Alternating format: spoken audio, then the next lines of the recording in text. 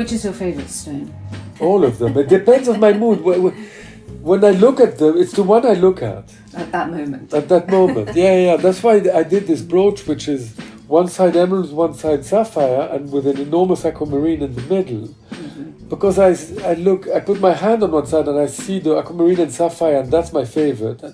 And then I do the emerald and aquamarine. I say, no, that's now my favorite. And I can't make up my mind. I'm Carol Woolton, the voice of jewellery. Welcome to If Jewels Could Talk. I'm an author and broadcaster, and the woman who initiated the role of jewellery editor at magazines like Tatler and Vogue.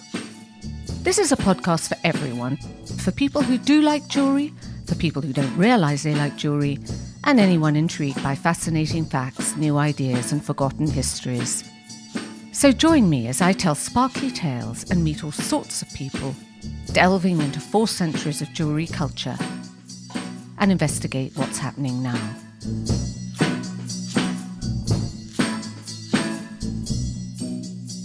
I am delighted to be in New York this morning, and I'm at home with Prince Dimitri of Yugoslavia, who once said, "From the moment I was born, I was surrounded by fantastic jewels."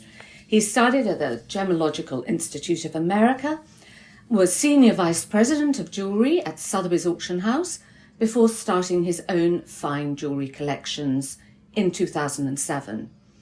And he's the author of a book which I think has one of the most romantic titles. It's called Once Upon a Diamond. Thank you so much for hosting us this morning, Dimitri. You're welcome. Thank you for the visit. And before we talk about the jewels, I wanted to get an idea, of the listeners to have an idea, of how you are related to virtually every single royal house in Europe. Well, through my parents and their parents and my great-grandparents, and it goes back to, I think, before the year 800 or something. My grandfather was King Umberto of Italy, on my mother's side. My grandmother, Queen Marie-Josée, was a princess of Belgium. She was the daughter of King Albert and Queen Elizabeth of Belgium. And on my father's side, it's Prince Paul of Yugoslavia, who was half Demidov, which was not a royal family, it was just a noble family, but the best collection of art in Russia at the time. And then my grandmother was born Princess of Greece and Denmark. So she was the granddaughter of King George of Greece and his wife, who was a Grand Duchess of Russia, and her mother was Grand Duchess Helen of Russia. Mm-hmm. So she was twice Romanov. Twice Romanov. Yeah. So I guess it's not surprising in a way, because all the royal families wanted to marry within other royal families, didn't they? Yes, yeah. Keep it in the family. Well, it was a business in those days. You know, if you think of it, in the Middle Ages, a king and a queen, they were just the CEOs of a company, except the company was called a country. And the title was forever, you were the CEO, and it was called king and queen. So they wanted to bring in other riches, other treasures into their country. Alliances, political alliances. Yeah, all of that. Yeah. So did any of them marry for love? Yes, it happened. Mm-hmm. It happened a lot. And then those who didn't, well, you know, it was too bad, but it was their job. Mm. The smart one was, I always, cite her, was Queen Margherita of Italy. Mm-hmm. She married her cousin, so of course, one married one's cousins in those days. Victor Emmanuel. No, Umberto I. Oh, Umberto I. And he had mistresses and all that, and one day she sat him down and she said, "Listen, I understand you have mistresses and all that, but, try not to, embarrass me by being so public and obvious about it. Please be a little bit more discreet. It's not very good for our image. Secondly, we are partners in business, basically. So you can always count on me for being the face of Italy, and I will work relentlessly for the good of Italy. And let's be just a team, and let's be friends. We are cousins, we are family. So And he thought, yeah, that's a good idea. And they adored each other. After that, there was no tension because of the mistresses and all that. Mm-hmm. But the mistresses stayed in the They background? stayed, but they were very discreet, and one didn't see too much of them. Yes. There was some illegitimate children here and there, but they went by the back door or something. Well, I suppose that still happens. Monaco. Yeah, I mean... yeah, but that was before he was married. So that's Yes, that was before he was married. Yeah. Right. All the children, Yes. they were before he was married. Yes. But Queen Margherita, she invented the concept of made in Italy in those days, which was very avant-garde. She refused to go to Paris, to Mélérion or Cartier or any of these things to buy her jewellery or her clothes. They welcomed a Greek jeweler called Mr. Sotirios Vulgaris, who then became who you know. Mr. Bulgari. Mr. Bulgari, yeah. And you're related to the British royal family, they're cousins. Yes. Prince Philip and my grandmother were first cousins. My grandmother, Princess Olga. And she was a second cousin to the Queen's father. So Prince Philip was actually... Greek. He was Greek, and he was a second cousin to his father-in-law. Oh my God, it's so complicated, Dimitri. Yes, because there was a jump in generation. He was the last son of the King of Greece, so he ended up being born 20 years later after his cousins, so it jumped a generation. Same with Prince Michael of Greece, which was at the same time. So his children, Michael of Greece, who are younger than me, are actually my aunts. Oh, how funny. I called them Aunt Olga and Aunt Alexandra. Yeah, and through my other grandmother, Princess, who was Marie-José of Belgium, we're also related because the Duchess of Kent, mother of Queen Victoria, was the sister, I think, of the first King of Belgium. So what was the first memory of these fantastic jewels that you saw growing up? It's my mother's rings and her pearl necklace and some big pear-shaped pearl earrings that were fantastic. And would she wear them every day, or were these when she went out at night? When she went out at night, yeah. So And she would explain to me that there were stones. So I was fascinated that stones... So I went in the garden, I was sort of digging to see if I would find some. I was, 4 years old or something. And you were disappointed. Very disappointed. They weren't sparkly in the garden like they were on Mummy's ears. But then she gave me little stones. In those days, they had boxes of stones with, amethyst, lapis and stuff for children, like little things, and to learn. Really? Yeah. So you learnt gemology at a Yeah, very right young away. age? Yeah. So I was fascinated. How incredible. Little box like that, yeah. And then when you went to stay with your grandmother, that was Princess Olga? Yes. And did she wear amazing jewels? Yeah, she had wonderful things. And Queen Marie-José also, she had wonderful things. So like what? What kind of things? My grandmother had these fantastic emeralds. Were those from the The Romanov? enormous drops like that, yeah. The Romanov She had jewels. that, and she had a necklace by Fabergé, I remember, it was plaques of enamels. And, on a chain of white enamel with sapphires, cabochons in the middle, and held by snakes in between, like that, all the way around. And on the bottom there was a sapphire, sort of, how do you call it, organic shape. But it must have been 100 carats or something. And it was held like this by a snake that was wrapped around it. How incredible. Yeah, and it was stolen. That was stolen? It was stolen, yeah. In Palm Beach? No, that was my grandmother, Princess Olga, in Paris. And in her old age, she started, she lost her memory and she was having Alzheimer. And that's when all sorts of very dishonest people, friends, supposedly came to visit her all the time. And every time things disappeared, yeah. To the point that my father had to call the police and forbid certain people, Russian, supposedly relatives, to ever go and see her. And was anything left? Well, what was in the bank was left, yes. Okay. But those things there, no. And the Romanov albums were not left also. The ones of the marriage of her parents. Mm-hmm. Did you inherit any jewels? No. No. They all went to female members? Yes. Yeah. Do you resent that? No, because... No. But it's quite funny when we talk about equality now. Yeah. Why can't you inherit some of the jewellery? Yeah. Like Well, they were divided in two between my father and my aunt. Mm-hmm. Yeah. And where did your fathers go to your sisters? My father. What, he sold them? Yeah, he sold everything. Oh, wow. Did you ever find them again at auction? One sees them at auction every once in a while, yeah. Yeah, Yes. the famous tiara of Boucheron. The famous tiara, which is on the cover of my book. Once Upon a Diamond. Once upon a... You see this one, you recognize it. Yes. Everybody thought it was Cartier. It's sort of, it's very high. It was Look how Kakoshnik, cautioning. yeah. High and coming across, but Yeah. worn. Is that your grandmother wearing That's it? my grandmother, Princess And Olga. she's wearing it very, in a modern way, very low over her forehead. Yeah, because that was the 20s and 30s. And everybody assumed it was Cartier. So in every Cartier book, it's there listed as Cartier. And I was talking to the people at Cartier because they gave me all the images from Grand Duchess Vladimir's photos of her jewellery that my grandmother had. And they said to me, but it's not Cartier. I said, what do you mean? It's impossible.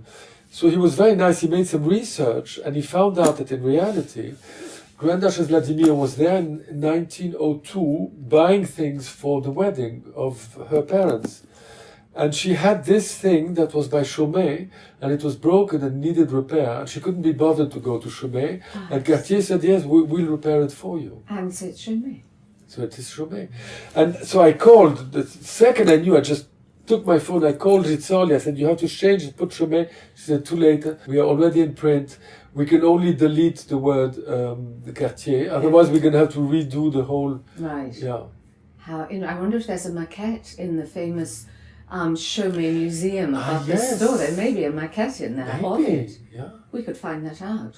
Good If idea. Jules could talk, we'll get on the mission. Yeah. And we'll try and discover that. Absolutely. Yeah. So the book, I love that. I mean, it's just beautiful. It is very romantic. The book, basically, was based on some unseen family photo albums, weren't they? My book? Yes. Yes. And they were belonged to Grand Duchess. It was the Eleanor of inventory of, yes, well, the inventory of Grand Duchess Vladimir. Of Grand Duchess. Because you know the whole story, how they escaped from Russia. Well, I know you're going to tell me in a minute. And so people hadn't seen this family album before. It has been seen, yes, in the book of Hans Nadelhofer. Oh, okay. Yeah, because at the time my grandmother had that book. And so he came to look at it and he was allowed to copy it. And I think Cartier also had a book. I think they must have had a few of them. Because when everything was taken out of Russia, they photographed everything. Okay. So basically, if you see Dimitri's book, it's, sort of masses of each sort of royal house together at Windsor, shooting with King Edward VII, all sort of lined up. And then Queen Alexandra wearing an amazing Cartier collar saying, "Love, Auntie Alex." Yes. And it's just so personal. Yeah. Incredibly personal. But like anybody's family album, but just these are kings and queens. Yeah. And in the Duchess of Windsor's collection at Sotheby's, remember, there was something like that. And it says, all my love from A to the Duke of Windsor. And nobody knew what it was. And I said, well, I know exactly what it was. It was from Queen Alexandra. I said, but she wouldn't put Alexandra, she would have put Mommy. I said, no, she was Danish. So her grandchildren called her Amama, like we all do. So it means Amama now. Ah. Yeah. What the images show is really the sort of last gasp of aristocratic life in Russia before the revolution. So it's very poignant. Yes, and I tell all the stories of the escape from Russia in the middle of the night. So tell me, so this is really your favourite piece, I think, is the Vladimir tiara. Yes. Which is now in the British Royal Family Collection. And they've added the famous Cambridge emeralds. Yes. So, but will you tell us about that tiara and what happened to it? So the tiara, it was made by Boleyn for the Empress of Russia, who was her mother-in-law of Grand Duchess Vladimir, the wife of Alexander II, and so she was also Alexandra Feodorovna, the elder, the one who was painted by Winterhalter. And then she gave it to Grand Duchess Vladimir, who was her daughter-in-law. Yes. And then that was... So at that point, it was diamond arches and pearls. with pearls hanging in between In each between one. them, yeah. They must have been beautiful natural pearls. fantastic. Yes. It's in the book. They have a big. You saw the photo of the book. Yes. High resolution, the whole page. Yeah, you can tell it's amazing. So the Grand Duchess was able to flee from Russia before the Bolsheviks were able to kill her. First, there was a boat that was going to Constantinople, and she inspected the boat first, and it was filthy, and she decided it was disgusting, and she refused to go on board. So was this 1917? 1919, she was the last one to get out, and she was 5 minutes away from she and the whole entourage to be massacred. But she decided it was filthy, and she refused to go on board such a filthy ship. So the ship took off, sailed to Constantinople, sailed into the harbor very, very slowly, and crashed in the embankment. And the captain, who was holding the boat, then collapsed and was the last one to die of typhoid fever. Everybody on the boat arrived, everybody was dead. And the poor captain was trying to make it to Constantinople. Oh my God. It's a terrible story. She had this feeling. She had a feeling. Yes. So then she was able to contact my great-grandmother on my mother's side, Queen Elena of Italy, who was the daughter of the King of Montenegro and had been raised in St. Petersburg at the Smolny Institute. So she was, and Alexander III was her godfather. I still have in my drawer there some amethyst that he gave her, and the rest of the photos in my book. And then she was able to send the Semiramis, as in the opera, to get her there. And so another boat came to another boat, and she arrived. And this was a clean boat. It was a clean boat. And when I was in St. Petersburg, there was this very old lady on the trip with us, and when she knew I was there and she understood who I was, she said, I have to speak to you. She said, in 1919, when my mother was dying and she couldn't make it, your great-great-grandmother, Grand Duchess Vladimir, told her that she was going to save her children and her children could come with us. I was one of them. I was 9 years old and I was on the boat. And on the boat, the Grand Duchess explained to all of us that when we walked by, that this table there in the corner in the dining room of the boat was the imperial table, and everybody was expected to curtsy in front of the table as they walked by, even if she wasn't there. That's so funny. So she kept up her standards. Yeah. Wherever she was. But she had to go go to the train station. It was in January. They went in the middle of the night, and so they took nothing. They took all the jewels. No, the jewels weren't there. In the middle of the night, in open carriage, all dressed up with feathers and all that. She refused to look, and then she was able to reach the sisters of Nicholas II, who were there, as they were a few days later leaving on the Marlborough, the famous boat. And she writes in her memoirs that because they didn't like the Vladimirs very much, and she said, for the first time I was happy to kiss her because I was so impressed by how she conducted herself. Why didn't they like the Vladimirs? Because they were plotting always. The Vladimirs didn't thought that Nicholas and Alexandra were ruining the country. Of course. Yeah, of course. That's same old story. So there was tension there. Yeah. So she took as much as she could, but not much. Not much. So she arrives in Venice, and Albert Stopford, who was from the British Embassy, brought her some cash because she needed cash and all that. And he said to her, but where are the jewels? And she said, it's all in St. Petersburg in the palace. He said, I'm going.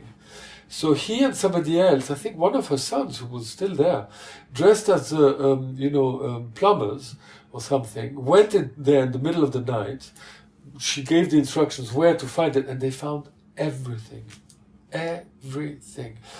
Wrapped in two sort of big bags. Gladstone bags. Gladstone bags, exactly, with, paper, whatever, the newspapers, and they were able to bring it to England. And then it was divided by colours. So my great-grandmother got everything white, as in pearls and diamonds, and the brothers got, rubies, emeralds, and sapphires. And that's what they lived on. Yes. That kept them alive. For the longest, for 2 or 3 generations. Yeah. And Queen Mary bought the tiara. Yeah. Which is now such an important tiara. And a long sautoir in diamonds also. Oh, really? With stones like this. That you see her wearing, but it's never really talked about But I saw one photo of her wearing it, and it said it was. And It's probably still there. I mean, they have it. I'm sure it'll be still Yeah, there. yeah. And Queen Mary probably didn't take much. She loved jewellery and she wanted to get her hands on jewellery. Yeah. But I guess she probably did that also to, in her mind, keep it in the family. Yes, probably. Well, yeah, because then her son married Grand Duchess Helen's daughter. You know, so they were sort of co-sisters, and I don't know how you call that. When your daughter marries my son, I mean, how we're related all of a sudden, yeah. Yes. Yeah, Princess Marina was the daughter of Grand course, Duchess Princess Helen. Marina of Kent. She's right there. And I'm just looking... Next to her sister, my grandmother, and next to her mother, and there she goes. These are the family photographs that are on Prince Dimitri's shells, so we can see her with a gorgeous... She's wearing the honours from the Queen. Oh, the medals, Yes. But the Yusupovs, Prince Yusupov, he wasn't so lucky, was he? He got He got out, but all the jewels were left behind, weren't they? Except all the ones that were in Paris at Chaumet being remounted, and there was quite a few of them. Yeah, so that he was able to... And he'd secreted them within the walls of the palace. Yes. And then, of course, they were found. Yeah, they were found. He was able to bring a painting by Rembrandt, a very important one.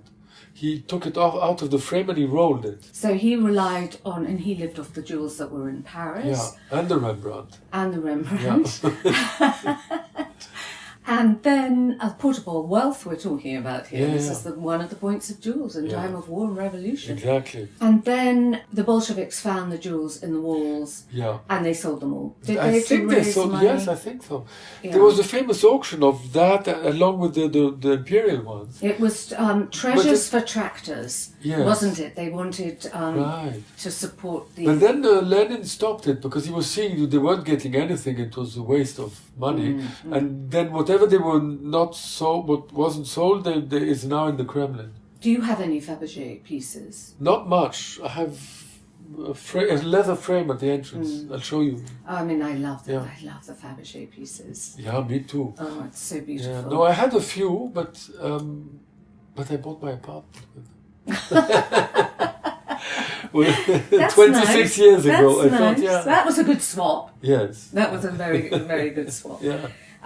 But you say in the book that you have a passion for Russian jewellery. Yes. Because you find it very modern and bold and chic. Yes. It's that bold, chic look that they have. So, like what? Why do you love it so much? Because the designs are so interesting. And what's different about it? I don't know. You can just tell that it's Russian right away. Like you can tell something is Chaumet, or you can tell something is Cartier or Bulgari. It's that look, and there's always those curves, and there's lots of graceful shapes in it. What is better than the cyclamen tiara that Fabergé did? I mean, it's in the Westminster family now. They bought it at auction. It was made for somebody else, but then you knew, and then you could turn it. Oh my God! The new Duchess wore it when she was getting married this year, and she had it just around a sort of chignon at the back of her head. It was so chic. So wonderful. And these tiaras, you could unmount them and they turn into necklaces, which I love the idea. You also have a gorgeous tiara, which I don't think exists anymore, by Chaumet, which was given to your great-great-great-grandmother, the Duchess Vladimir, of the waterfall tiara by Chaumet. Ah, yes. With all the briolets hanging. It has, but it's like a spray of water. Yes. Isn't it? Like sort of... There's 3 elements like this, one in the front and 2 on each side. And then at the 1903 ball, she has this kakoshnik and she put 3 holes in it. And she put the tiara behind and the waterfall comes through the holes. Amazing. Yeah. So where is that now? Nobody knows. Nobody knows. Nobody knows. Maybe broken up, sadly. That's also a very Russian thing, that they layered tiaras, didn't they? I mean, when they got married, they wore a nuptial crown and a kokoshnik tiara. Ah, yes, the famous one. The little crown is in Washington. Because that was Marjorie Marjorie Post. At her museum. Yeah, Marjorie Merriweather Post. Why did they layer tiaras? Was that part of impressing? What did that? I mean, remember, the Pope had a triple tiara always. So I thought I guess they want 2 was a good idea also. Yeah, maybe one was just bourgeois. You needed Yeah. plenty. No, but that was only for the day of the wedding. Only for the day. But then your grandmother did it at the ball, or your... Yes, well, she put, it was, then she sewed things on it. I mean, it was a whole outfit. But then there's pictures of Queen Margherita of Italy wearing 2 tiaras with a hairdo, but they were thin tiaras. They were not very, very big. So Queen Margherita, first Queen of Italy, she had a great Musi tiara, didn't she, by Musi? Yes. Which was incredible. Russian royal jewels, we know, are sold, broken up in different collections, the ones that were sold. What happened to the Italian royal collection? Most of them were sold. Because they were divided between my mother and her 2 sisters and brother. And most of them were sold, Sold at auction. Sold at auction, There's a few left. There's the Musi tiara that my uncle has. Well, he just died, so it's my cousin who has it now. Has that one? Yeah. Do they ever The wear with the it? pearls. Oh, yeah. His mother wore it not so long ago at some wedding or something in Belgium, I think. Yeah. That's good. Yeah. We like them to be worn. Yes. So what about the ones that are left behind that are in the Bank of Italy? Who knows? So we put a claim on them and we're in the lawsuit with the Italian government. You are right now? We are, meaning my mother and my cousin and her 2 sisters. Rumor has it that we're never going to see them because half of them have been stolen. So they don't want to admit that.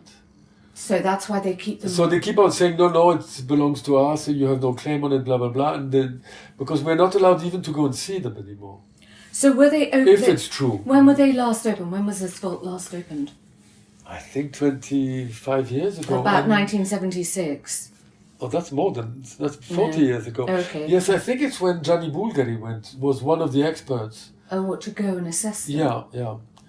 So he said they were worth between $20 and $25 million in those days, which today would be more because there's the 15-carat pink diamond in it.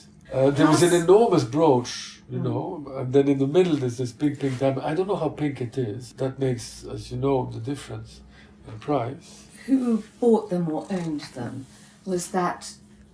They came down through, centuries of inheritance. Yes. And a lot of them were stones that were remounted in those days. Yeah.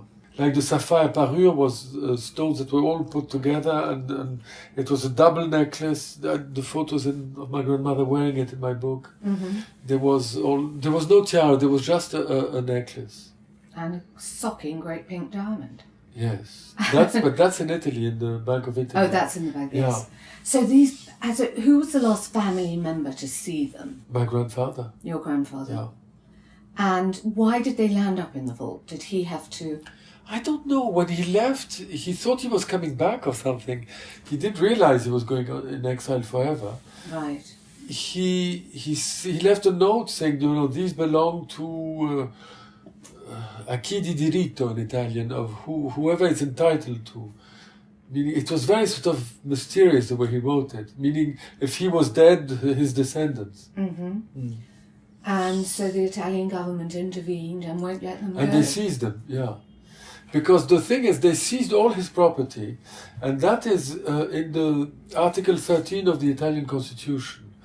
And there's a listing, an addendum with a listing of all the properties, which were mostly art and real estate. None of the jewels are listed in it. So the argument our lawyers is saying, he said it's not listed in the thing, so it was understood already then that these were private things. Personal property. Personal things that were not going to be seized, otherwise it would have been listed. But like everything in Italy, it's slow. And you can't demand to see them.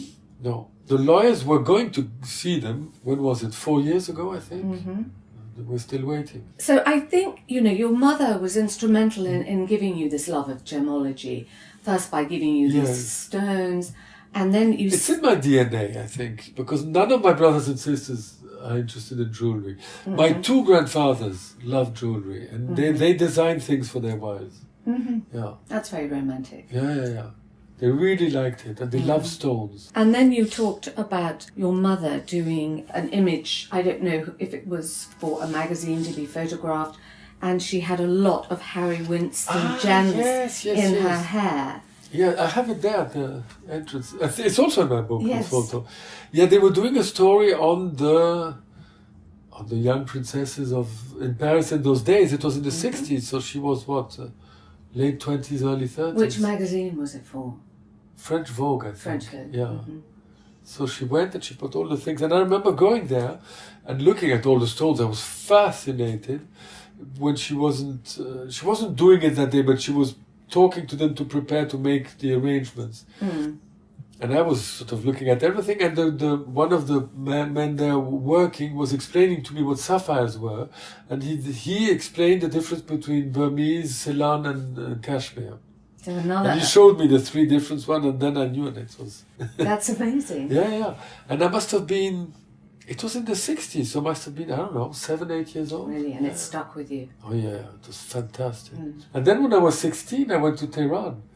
15, I went to Tehran with my parents, and we went to the Melli Bank twice. And 2 days later, I was so obsessed with it that I forced my mother to take me back again. Really? Yeah. So she was happy when you chose jewelry? Yeah, because she loved jewelry. Yeah.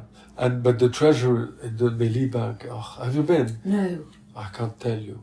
It's gigantic. It's the size of a New York block underground. Yes. And if ever there's a burglary or something, you press one button, and in 5 minutes it fills with water. So they explained to us. I mean, we didn't see the button, but they explained the system and the security. Because we went with the niece of the Shah who took us. At the time, the Shah was still there. So we had a very special visit.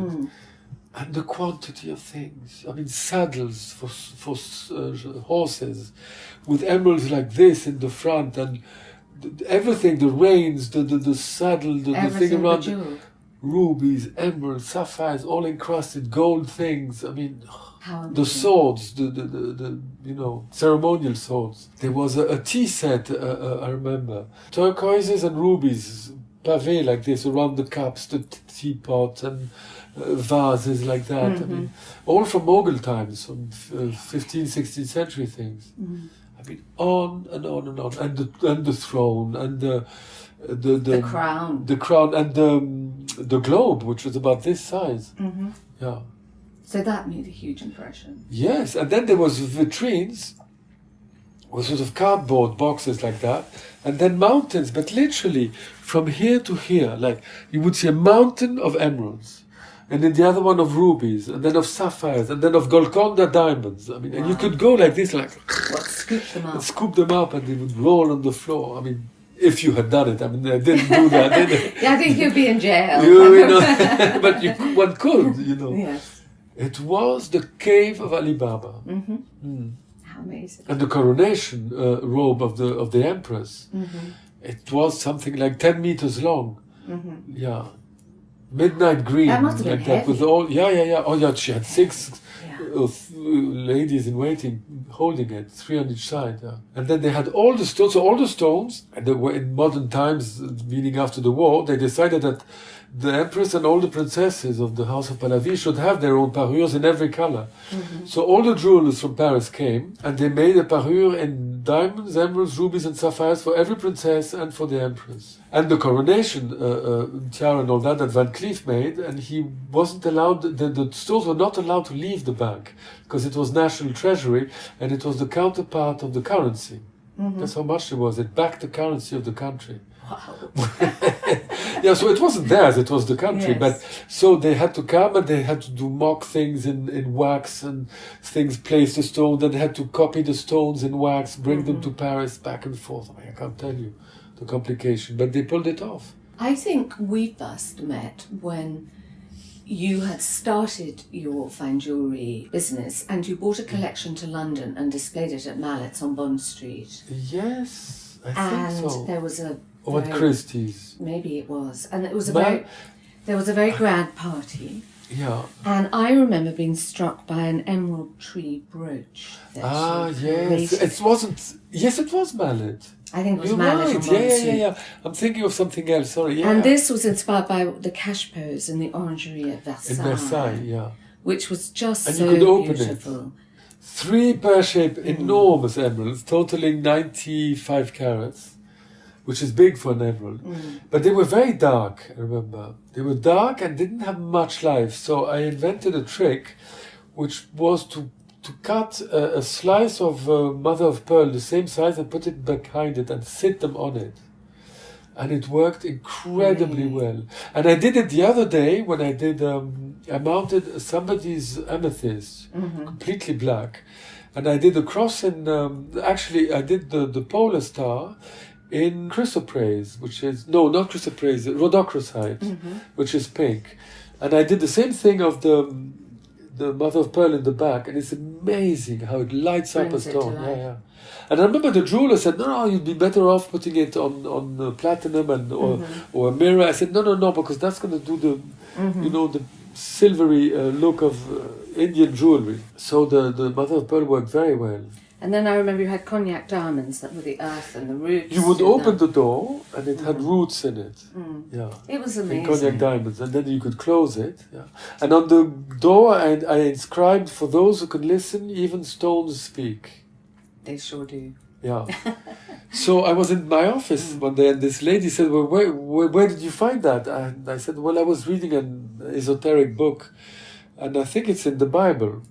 Where in the Bible is it? One of those. It was somewhere, I don't know. So she goes, well, it would be interesting to find out. So I said, okay. So I said, I'll let you know, I'll Google it. So I Google in English and I spend the whole day and I find absolutely nothing. So then I say, let's Google it in Italian. I'll find something. I mean, the Pope lives in Italy, so I'm sure in Italian I'll find nothing. I Google in Spanish. Spanish is a Christian language. The emperor said to speak Spanish is to speak Christian. I'm going to find it. I find nothing.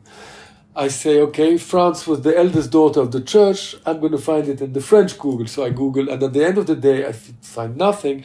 And then there's one notification on Google that says, we cannot find the exact, this quote in the Bible. The closest thing we can find is, and the sex was so fabulous, even the neighbors lit up a cigarette when it was over. Can you imagine? So only in French. So I discovered that day that God was French and had the best sense of humor.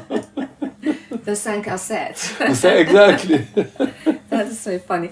But so what made you want to start your own collection? Remember Asael, the Pearl King? No, I don't think I do. Salvador Asael was the Pearl King. He invented, so to speak, black pearls. Okay. He found, he would get them in Tahiti, and he convinced all the big houses that they were beautiful, because in the beginning, they were black pearls, so they were dirty. A pearl had to be white, so they hadn't thought about it, looking carefully and saying, oh yeah, it's actually quite nice. So he made the fashion. He made the fashion, and he became the biggest pearl producer in the world in those days. So he called me, said, I love your jewelry, it's just after 9/11, I can't sell anything anymore, would you like to do a collection for me? And I said, yes, and this is what I did for him. We called it the New Look of Pearls. It's beautiful. And that was my first design, and he said to me, if you... This is sort of rows, I'll take a picture and put it on YouTube so everyone can see it. But it's sort of rows of chains, other chains hang, it's like almost twisted. I tell you what it reminds me of, like a fishing net, and it's caught this cluster of pearls. So this was the necklace, one necklace, a row of Baroque pearls. So I cut it like with scissors. He thought I was going crazy. He said, no. I said, I know exactly what I'm going to do. I'm going to do 2 rows of chains. You see, this hangs from the top, this from the back, this from the top, this from the front one. I alternate them, and all the smaller ones in the center, I did a pompon. And wherever there was holes, I put little diamonds to fill the hole. It's gorgeous. So who bought that? Do we know? I can't remember, because we made so many of those. Yeah. This was inspired by the Vladimir tiara. Circles, gold circles with pearls we made hanging these in in the every center. colour.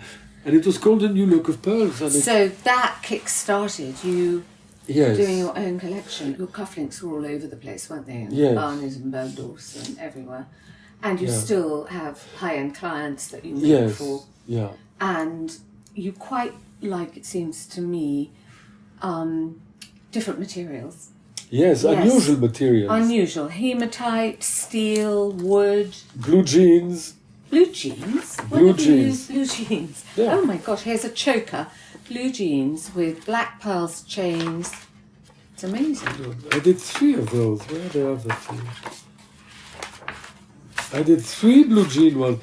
Yeah, this was wonderful. And when it sat on you, it was fantastic. But there you go. Here Look, we I did go. 4 of them in blue jeans. 4 with white pearls, black pearls. Yeah. Incredible. Rubies. And wood. You like wood, I don't love you? wood. 24 karat gold. And Look at these. Gosh, that's... He had this collection of rubies, emerald, diamonds, and sapphires. Every stone was uglier than the next. Look, if you look carefully, the sapphires were black. These were kind of dark rubies, completely. The emeralds were, you couldn't do anything with them, but I threw everything together. And I did a Byzantine, sort of inspired, medieval barbarian in 24 karat gold with these Very big Baroque textured, pearls, highly very textured. textured. And it turned out to be fantastic like that. It's It fantastic. really worked. And you're inspired by the Middle Ages. By Swords of everything. the Crusades. The Yes, the Middle Crusaders, Ages, by crosses. India, crosses. I love crosses. I'm inspired by all decorative arts, which was the philosophy of Cartier in the old days. And I have this, and my source of inspiration is The Grammar of Ornament. You know that book? No. It's all about, it's a visual dictionary of all the decorative arts in history from every country. It was written in the 19th century, the late 19th century. A visual reference of form and colour in architecture and the decorative arts. And actually all the Egyptian period, he was very lucky that Napoleon had brought a team of 170 professors and specialists who catalogued everything decorative in Egypt, so which was one of the chapters of this book. Greek keys, obviously, a big Everything inspiration. in Etruscan vases, Pompeian ornament. How amazing. So this is all the historic. Yeah. So I use Motifs. shapes from there sometimes to do things. You know, when you need an edge, a border, a detail. So And you've just shown me a beautiful peridot stone set in yellow chrysoprase. yes, Which is it's such an unusual colour combination. yeah. It's beautiful. 2 You've got tones the of greens. sparkling Yeah. and then the matte below Yeah. it. Beautiful. And I- that's carved in a In the one block of chrysoprase. sort of medieval cross. Yes, it's called the cross fleurie. And the cross fleurie has, as in fleur de lis, Yes. has 4 fleur de lis at each end. And it's very symbolic because it was a very Catholic one, because the 12 points are the 12 apostles, and the 3 points of each flower is the Holy Trinity. So it's very Catholic, very full of symbolism. And is that a private commission? No, that No, I did that's because I had the something unique, Peridot, yeah. but private commissions I've done it twice before, but with turquoise instead, Beautiful. in which I put one of the amethysts I was telling you of Alexander III gift to Queen Helena of Italy. It's So in my book, I think. how do the jewels you saw in your childhood, how do they affect your design? Do they inspire it?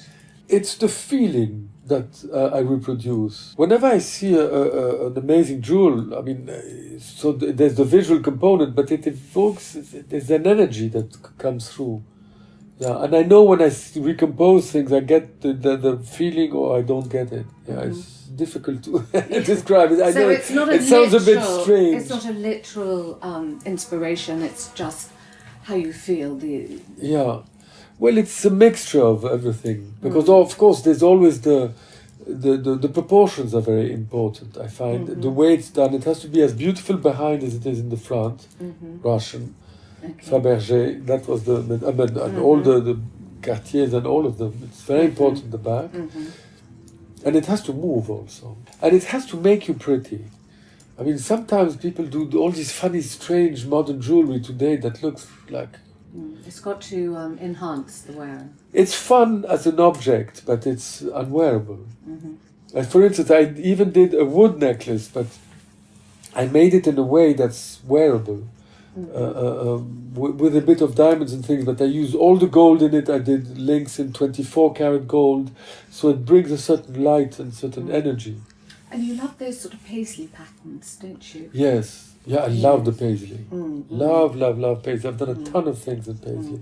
Yeah, like those 2 bracelets there. They're gorgeous. And I love the sort of paisley idea in the wood, with the slightly different stones on each side. Yes. The pink and lavender spinel.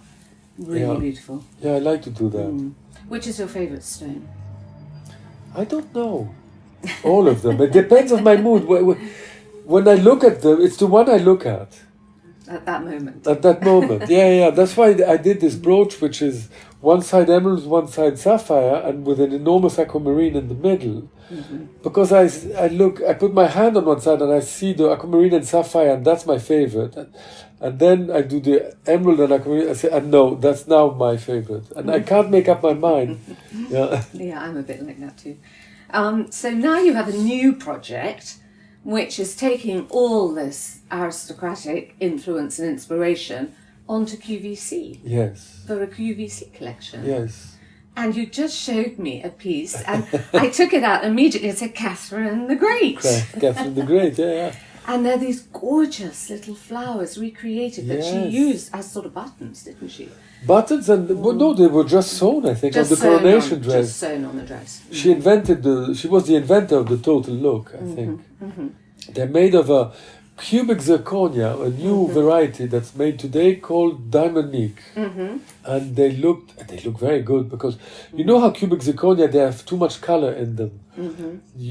This one is exactly like diamonds, the same between refraction and white light.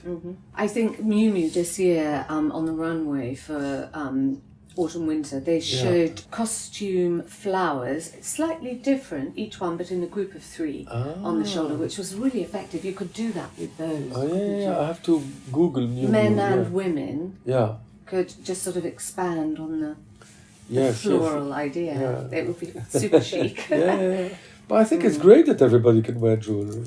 Everybody should be allowed to. And how do you think women should wear jewellery now? Well, this depends. You can't wear as much as before, of course. It's good that we have fake jewellery because you can make them look very, very pretty. And then it doesn't look vulgar. It looks like artistic. Because sometimes, 1,000 carats like that on it. It's a little bit... So you need design. It can look vulgar. I think you need design. That's very important. So now we're going to go and have a look at some of these other treasures and photographs. Yes. And thank you so much for hosting us this morning. You're very welcome. Thank you for the visit.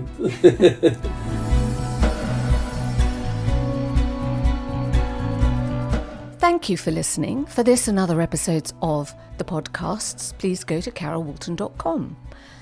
We have a new website, and don't forget the book of the podcast, If Jewels Could Talk, published by Simon & Schuster, is out now in all bookstores and on Amazon. Do share the podcast any way you can if you've enjoyed it, and don't forget we love to have a rating and a comment.